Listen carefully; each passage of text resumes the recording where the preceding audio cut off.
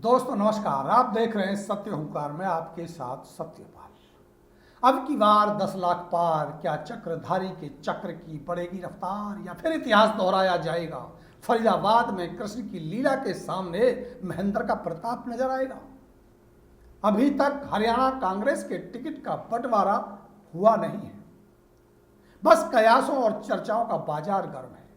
Faridabad Lok Sabha seat पर कांग्रेस की सबसे प्रबल दावेदारी पूर्व में मंत्री, राजनीतिक परिपक्वता के धनी, कद्दावर नेता चौधरी महेंद्र सिंह प्रताप की मानी जा रही है।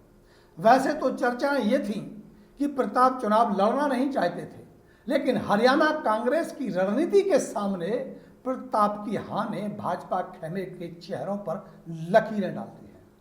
भाजपा से तीसरी बार लोकसभा के लिए प्रत्याशी बनाए गए कृष्ण को भी राजनीति का योद्धा माना जाता है और इसके साथ साथ कहा जाता है कि वो भाग्य के भी धनी हैं।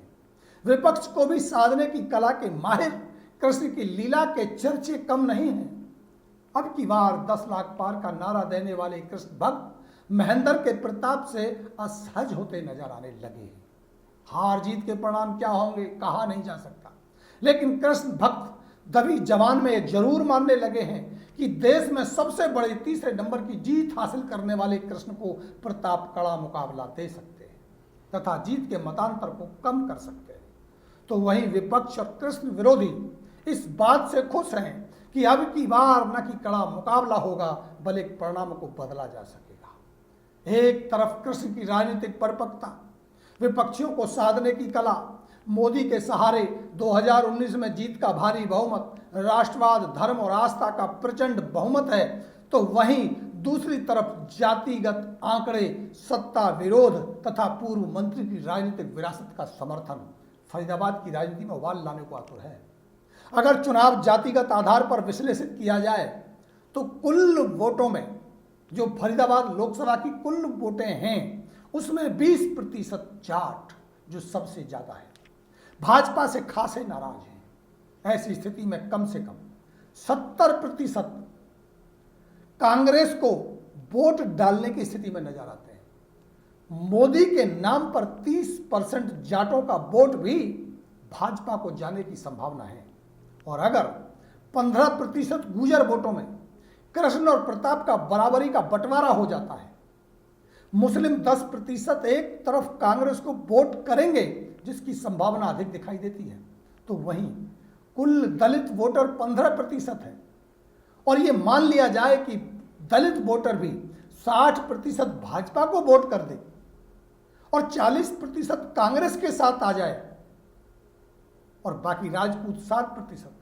ब्राह्मण 10%, बनिया 5%, पंजाबी 5% और अन्य बाकी सभी जातियां भूल चूक लेनी देनी 13% के हिसाब से देखी जाए और ये मान लिया जाए कि ये सभी के सभी मतदाता आज की स्थिति और परिस्थितियों में भी 70% भाजपा को ही वोट करेंगे और मात्र 30% कांग्रेस को वोट करेंगे, तो भी महेंद्र का प्रताप 50% से कृष्ण की मजबूत दावेदारी का मुकाबला कर सकता है।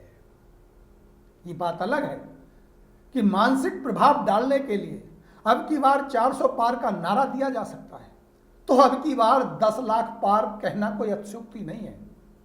इससे मानसिक दबाव बढ़ता है, वोटर के ऊपर मानसिक एक प्रभाव छोड़ा जा सकता है।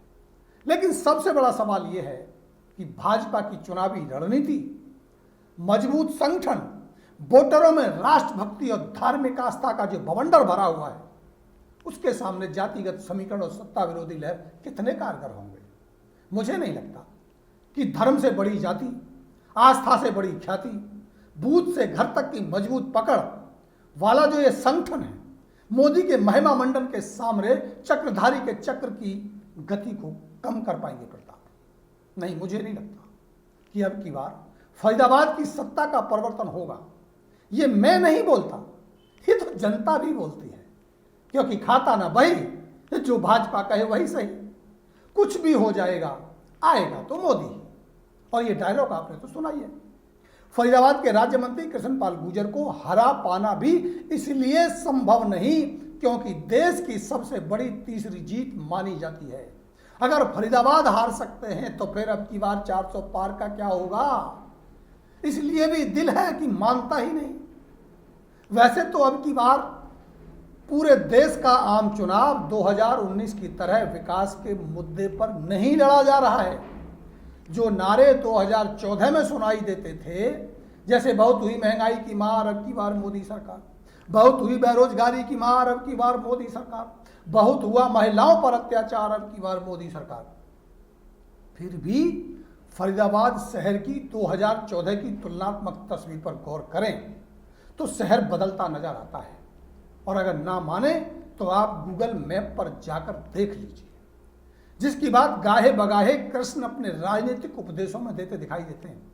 शहर को स्मार्ट सिटी की लिस्ट में शामिल कराना, पूरे शहर में अमृत योजना के तहत सीवर और पीने के पानी की व्यवस्था पर काम करना, शहर को मुख्य मार्गों के माध्यम से अन्य शहरों से जोड़ना, जैसे Mathura road, Mumbai express highway, FNG, KPG, अब ग्रीन हाईवे की तैयारियां, शहरों की सड़कों का सौंदर्यकरण, कॉलोनियों की गलियों में नाली और टाइलिंग का काम, अनेकों अनेक ऐसे काम हैं जिन्हें विकास के तौर पर पेश किया जा रहा है।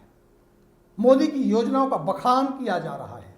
विपक्ष तो कम, परंतु कृष्ण विरोधी भ्रष्टाचार और शहर को लूटने के आरोपों को लगाते हैं, लेकिन अभी तक किसी भी प्रकार का कोई भ्रष्टाचार कानूनी रूप से दर्ज नहीं हुआ है, यानी कोई FIR नहीं हुई है, यानी कोई जांच नहीं हुई है। छुटपुट विरोध दिखाई देता है, लेकिन कोई बड़ा आंदोलन विरोध में नहीं है। इसलिए मैंने कहा कि अगर चुनाव जातिगत आधार पर लड़ा गया तो कृष्ण को चक्र की रफ्तार धीमी हो सकती है, अन्यथा तो परिणाम को दोहराया जा सकता है। अभी चुनावी विसातें बिछने लगी हैं और जैसे ही कांग्रेस का प्रत्याशी तय होगा तब से चुनाव कैसे अपना स्वरूप बदलेगा ये देखना होगा। हम समय समय पर आपकी राय के आधार पर विश्लेषण करते रहेंगे। इसलिए आपसे अनुरोध है कि आपको इस वीडियो को शेयर करना है और साथ साथ चैनल को सब्सक्राइब और फॉलो करना है। अगर आप ये वीडियो यूट्यूब पर देख रहे हैं तो आप चैनल को सब्सक्राइब कर लीजिए, और अगर आप फेसबुक पर ये वीडियो देख रहे हैं तो चैनल को फॉलो कर लीजिए, ताकि आने वाली हर खबर आपको समय तक पहुंच सके। नमस्कार।